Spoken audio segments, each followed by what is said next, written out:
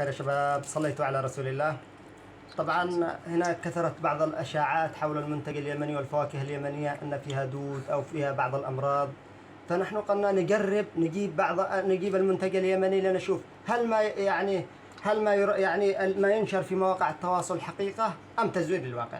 طبعا قد يوجد بعض الفواكه يعني فيها بعض الأمراض، لكن مش كل المنتج نشوه بمنتج بلدنا، وخاصة وأن المزارع يجد ويتعب طول السنة.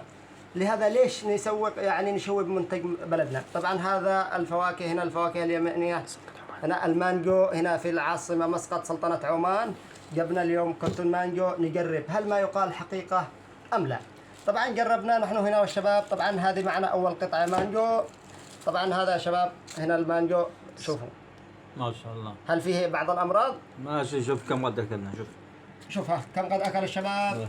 لا والله أننا أكلت 4 حبات، ما في أي شيء. لا تمام، جودة عالية.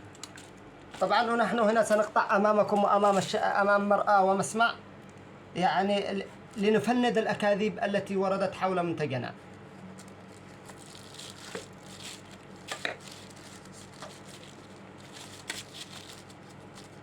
أنا روي، ما شاء الله عليك.